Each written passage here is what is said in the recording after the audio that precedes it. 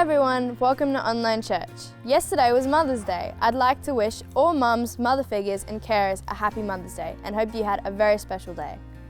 Today we will be hearing from Tricia Hensser as we continue our series on the book of Proverbs, looking at how to read the Proverbs in a wise way. I hope you feel encouraged by what she has to say. My name is Tricia. As Sarah said, I'm Rob's wife.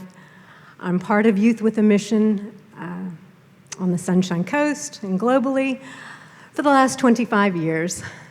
Speaking in this sort of environment is not really my thing. I'm not a preacher. I'm not a teacher. I'm a discipler. I like to come alongside people where they are, where they're journeying in their faith, and how can I encourage you to take that next step? How can I encourage you to believe in God and that He's true and that He'll do exactly what He says He's going to do? And so this morning, I know that everyone that's here this morning is here for a reason. You have all responded to an invitation.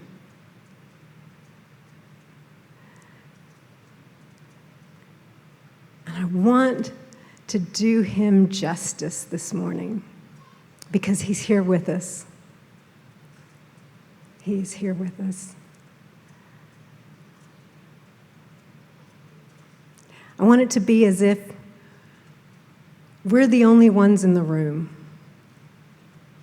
You, me, and Jesus. Because that's how I talk to people. I don't normally stand on a stage. I sit beside them. And I don't need to know you. I don't need to know your name to know that you are absolutely important to your Father. That you are important to the King, and you are important in His kingdom.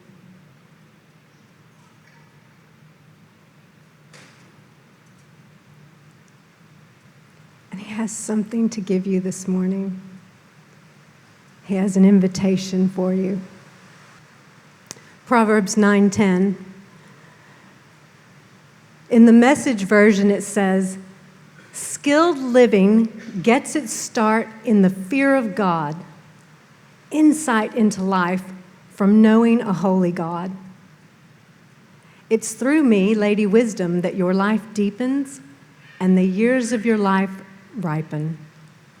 Live wisely, and wisdom will permeate your life. Mock life, and life will mock you."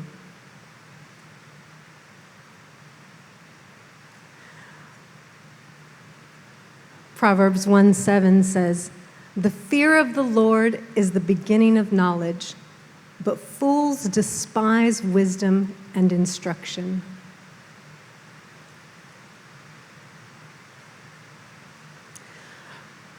Proverbs 16:6 in the NIV says, "Through love and faithfulness, sin is atoned for.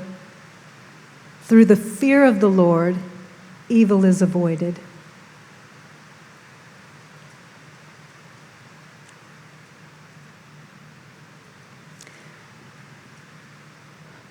Proverbs 19:23 in the Promise translation, no, the Passion translation, sorry. "When you live a life of love, surrendered before the awe of God, here's what you'll experience: abundant life, continual protection, and complete satisfaction."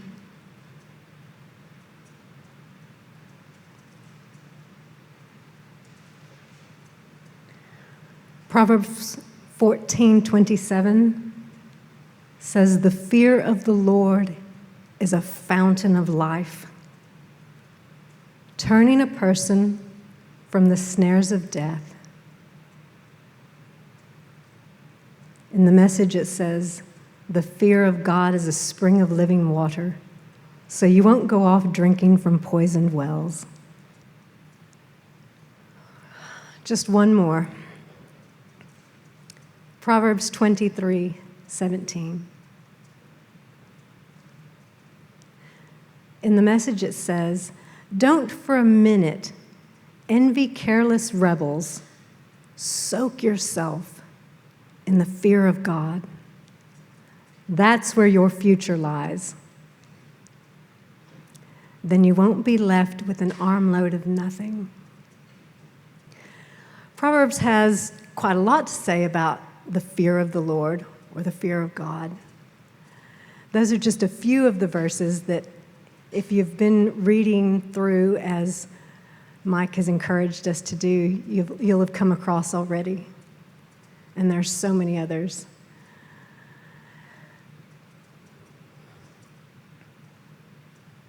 So what is it? This tells us what we get when we have fear of the Lord. But it doesn't really tell us what it is. It's that awe of God. It's that reverence. It's that place, that point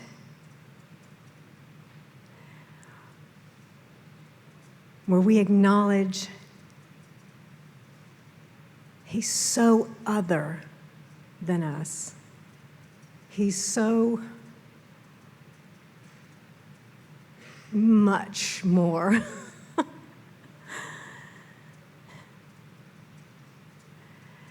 And then we're just like, wow. In Psalm 8, what Sarah already read, I was so excited to hear that. It was one of the images that I had when I was preparing. What do we think of when we think of awe? Have you ever stood at the base of a really tall tree and looked up, and maybe it gives your stomach vertigo? Or have you been in the middle of the ocean and you've gotten out of sight of land and there's nothing but water and it's vast? And you go, whoa, I'm a little out of my depth here.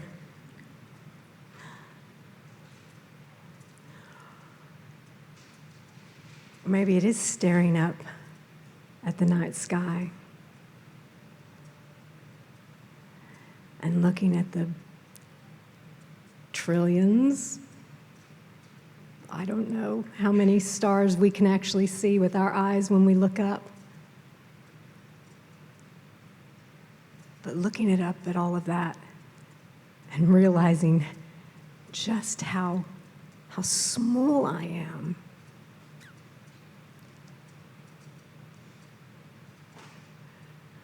That fills me with awe. It fills me with wonder. Maybe makes me a little afraid, a little bit. But it's more about who I believe put all that there.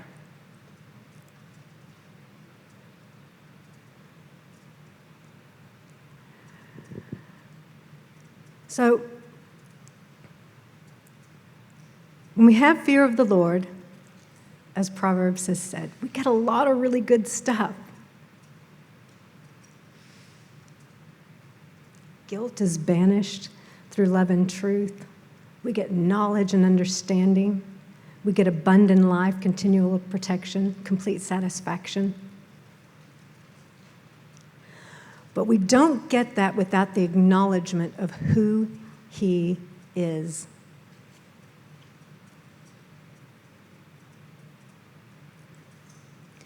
Psalm 23, 8 through 9 says, "For He spoke and it came to be. He commanded and it stood firm. Earth creatures, bow before God. World dwellers, down on your knees. Here's why. He spoke and there it was, in place the moment he said so. Let all the earth fear the Lord. Let all the people of the world revere him. Deuteronomy 32:4. He is the rock. His works are perfect and all his ways are just. A faithful God who does no wrong. Upright and just is he. Isaiah 55:8-11. I don't think the way you think. The way you work isn't the way I work. For as the sky soars high above the earth, so the way I work surpasses the way you work. The way I think is beyond the way you think. Just as rain and snow descend from the skies and don't go back until they've watered the earth, doing their work of making things grow and blossom, producing seed for farmers and food for the hungry, so will the words that come out of my mouth not come back empty-handed. They do the work I sent them to do. They'll complete the assignment I gave them.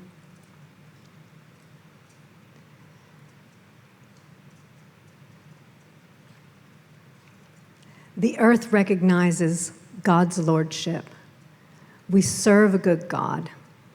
Scriptures over and over and over declare it. The songs that we sang this morning declare it. They're not just white words on a black page. They have to be alive and active in our lives.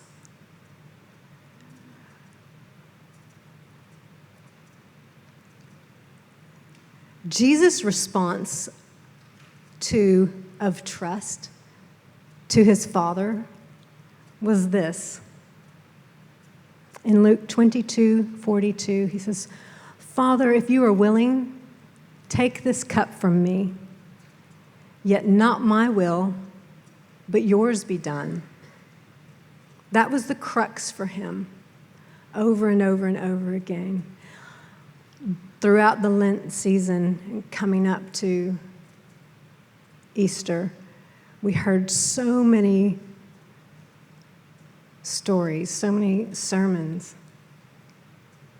about who Jesus is and how he responded to the Father to the point of death. That's how much he trusted him. So then he turns around and he teaches us to pray in Matthew 6:9.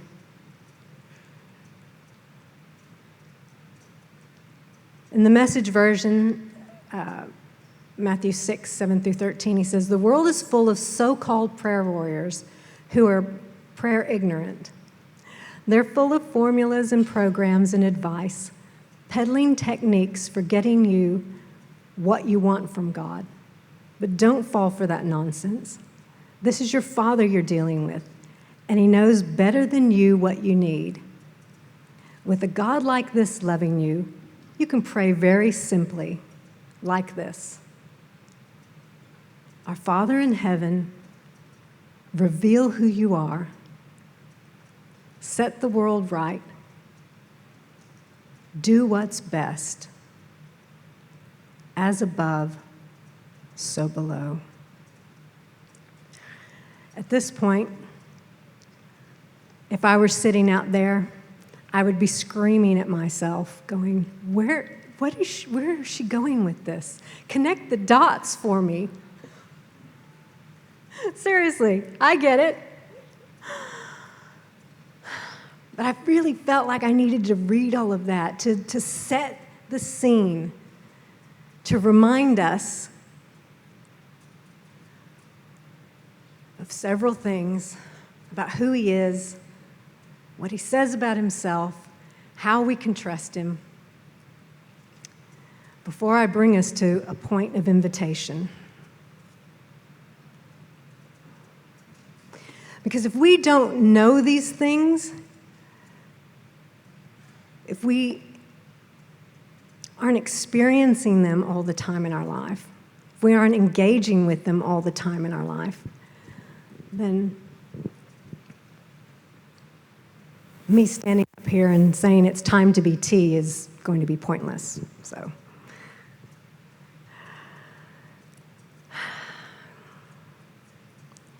keep talking about invitations.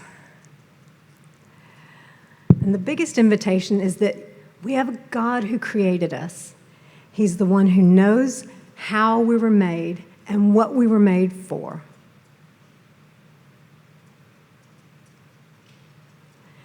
And this isn't about necessarily salvation right now, because a lot of us in this room, maybe probably most of us in this room, have already taken that step. This is for everyone, regardless of where you are, regardless of what you believe about God. This is an invitation you can respond to, because it's the truth. He made you, and you can trust him.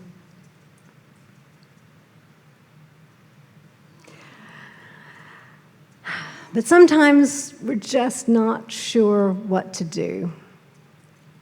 And so, maybe we don't like the flavor we are. Some of us want to be something different.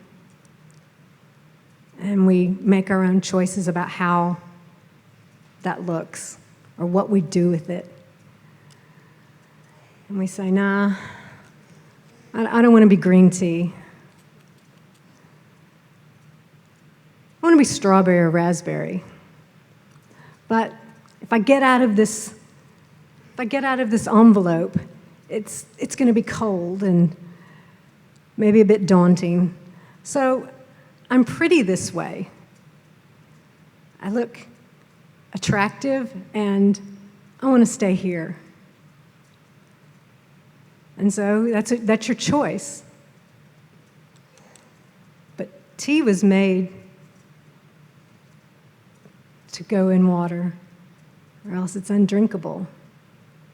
So you're allowed to go where you want to go, and do what you want to do, and make those choices. You'll look pretty, but you won't be tea.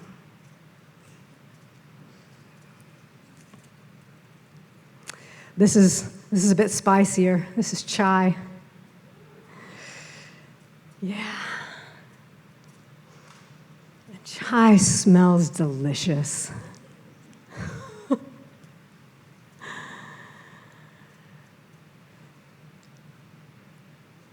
Chai really isn't going to be terribly fragrant unless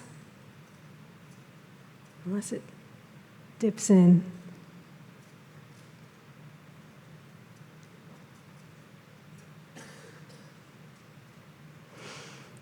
But you're not sure, because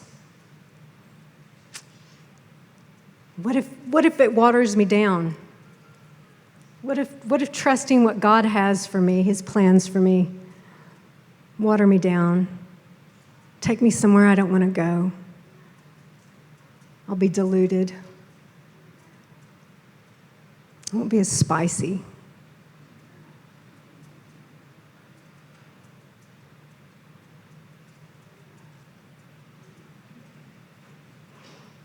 Not going to get to be tea. This is one of those, woo, I'm full of myself. I'm a triangle bag. I'm not flat, not a rectangle. I've got attitude. Woo-hoo. It's a herbal tea with all kinds of, it's like 12 ingredients in here. It's a bit fancy, a bit special.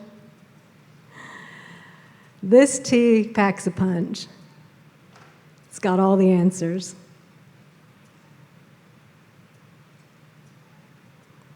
guess what?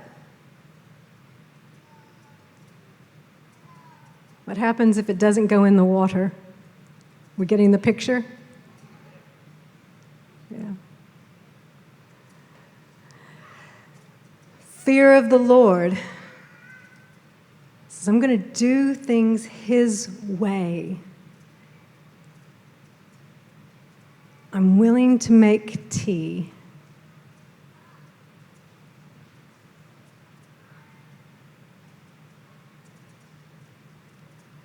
And let you do whatever you want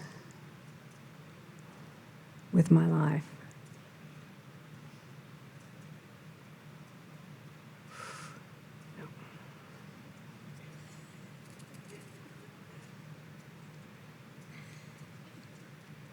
What else do we have here? We have a lovely Earl Grey. Not everyone's cup of tea. Not as strong as your Tetley, as your black tea.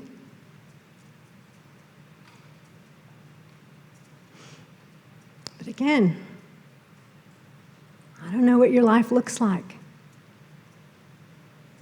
I don't know what God's doing in your life right now. I don't know what challenge He's put in front of you. I don't know what you're hoping for. I don't know where you need to see Him move or break through.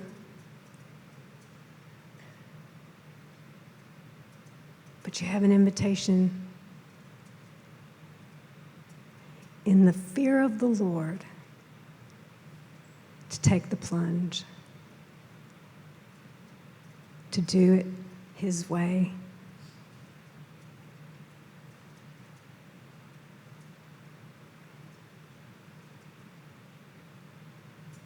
But you don't have to. You can stay safe in your bag, being lovely and lightly fragrant. But you won't make tea.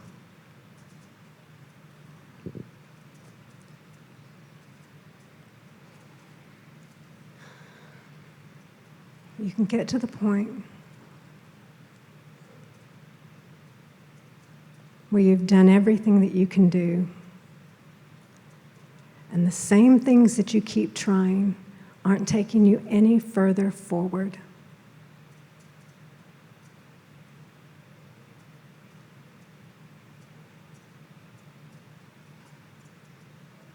And you can trust that He made you. And He knows your next step. And He's gone before you.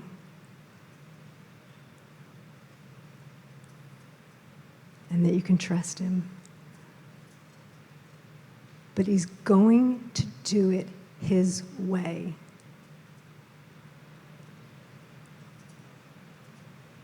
And you say, okay, let's make some tea.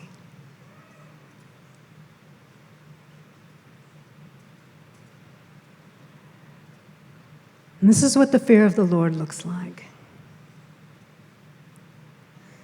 Because now you're wet, and there's no going back.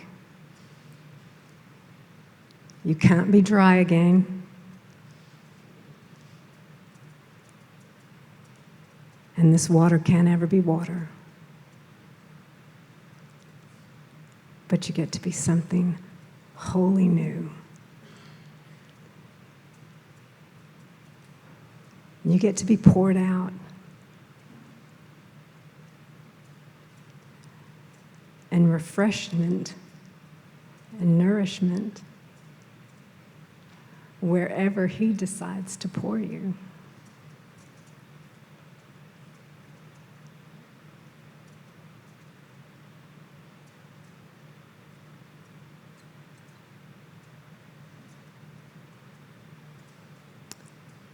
So you have an invitation this morning.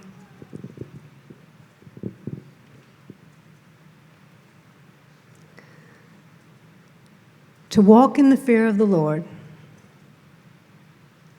and abandon your way of doing things to Him in whatever circumstance, whatever situation that you have in front of you in your hands.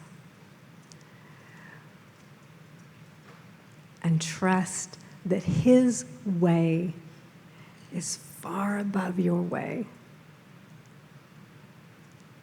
and that He will meet you where you are. And He will make something refreshing and delicious from your life and from your choice to trust Him. So just before the children come in, just take a minute to pray. And just close your eyes where you are.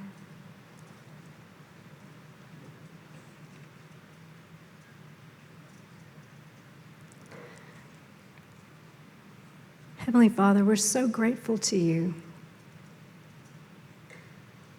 that we're your children. We're so grateful to you that we have the example of Jesus, who showed us what real trust and faith in you looks like, because He was willing to trust you all the way to the cross, knowing that you weren't trying to abase Him, you weren't trying to abuse Him, that was His purpose, and that He was fulfilling His created purpose in you.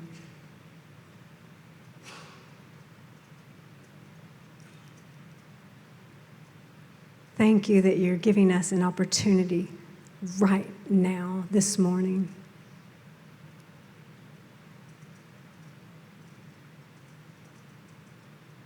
an invitation to partner with you, to believe that you created us for a purpose.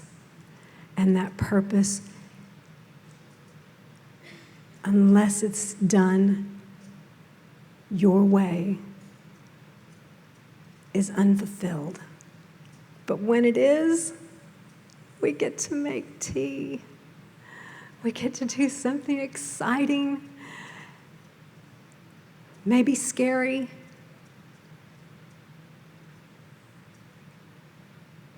but the safest place for us is right in your will, becoming whatever it is that you have for us, because you're that trustworthy.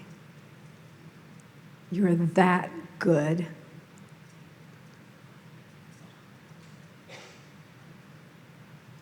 Thank you, Father. Be with us this week as we continue to walk in your ways. And I pray that this week we would remember to be tea.